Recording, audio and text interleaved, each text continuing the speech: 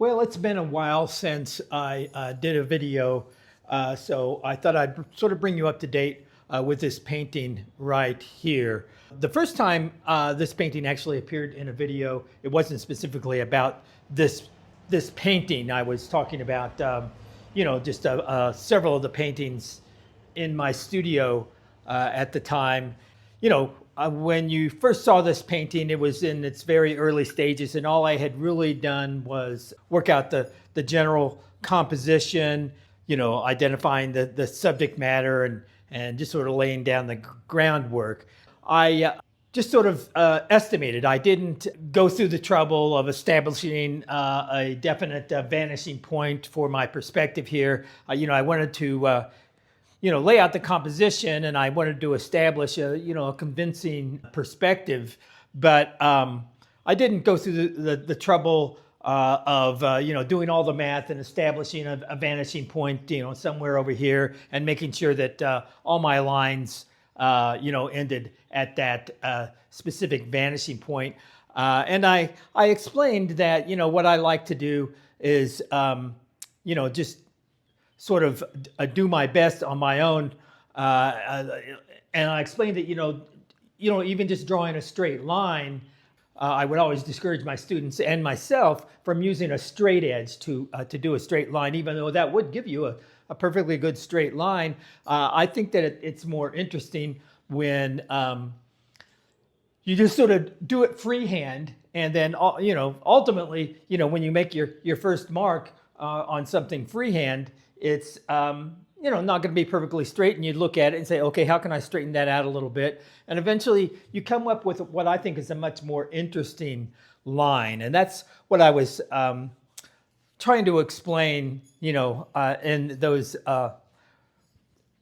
early stages of this painting. And eventually, once I had started trying to put in, all of the individual bricks in the exterior wall of this apartment building, I realized that it became clear that these lines that I had originally established were not going to the exact same point. And so, but that was like, the first line I had drawn, and it wasn't, perfectly straight. So I tried fudging it a little bit. So I shifted some of these lines, from the windows, and these lines here, just a little bit to get it looking like it would be a little more convincing of a perspective. And then ultimately, I managed to get the complete grid of the bricks in. However, but in the process of fudging it a little bit, I realized that when you look at the window there on the right, the larger window, and the right hand edge of that, that's sort of where, because I'd started at that end, making my lines, and then at this end, making my lines for the bricks, go in this direction. But when they met, at that right edge of the window on the right, they clearly weren't going, in the exact same direction, and it would, coming up from this edge, it would go, and then, when it hit these bricks over here, you could see the line took a little dip. And I thought that was actually kind of a good accident. It definitely was not by design. And I thought it was nice that where that break is, that sort of fault in the apartment building there, created by my flawed perspective, creates a line that goes straight down to where the fracture in the rifle is. So I thought that was a very nice accident, actually. And I don't really know how much that will actually stand out and how effective it will be. But if it just works subconsciously and people don't necessarily notice it right away and say, oh, the perspective is not right there. But if they sort of get maybe something isn't quite right there and not really figuring it out at a subconscious level, that would be even better, that it sort of points down to the fractured rifle. So, once I had gotten, my basic perspective to where I thought it was appropriate, I said that I wanted to, do other things to address the mood of this painting, and I really wanted to emphasize the cold, wintry feeling that was consistent with sort of my emotions at that time. So I wanted to go and cool the colors down a little bit to give it a more frigid look to this painting.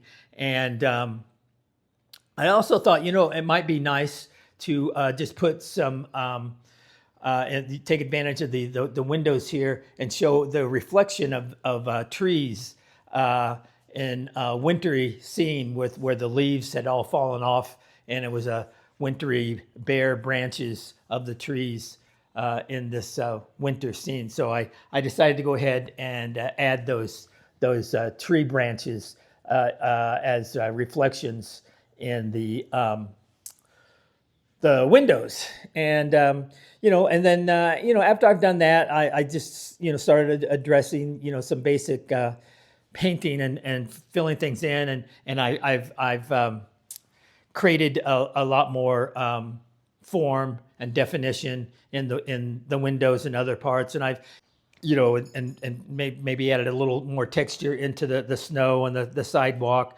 Ultimately, when I finish this painting, probably probably there's a very good chance that everything that you see here is going to be painted over again at least once. That's the way I work.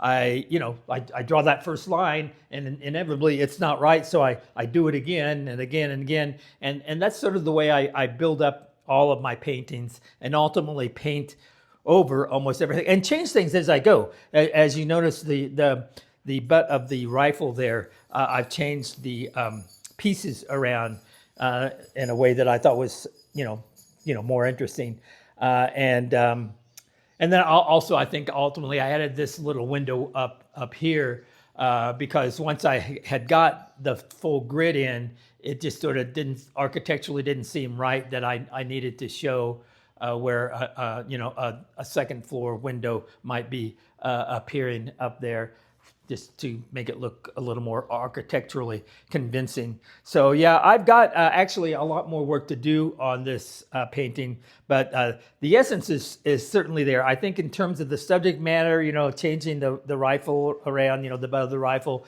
I think that's probably where it's going to be.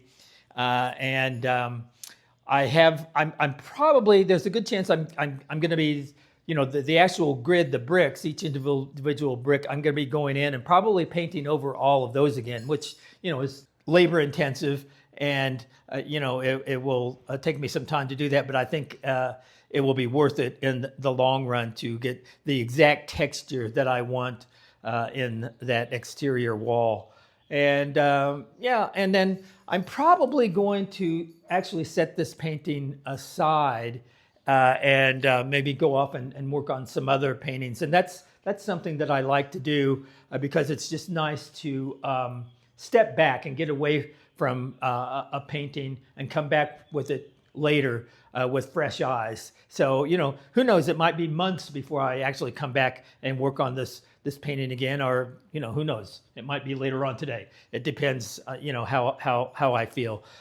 So I will probably not do another video about this painting until it's at least, nearly done.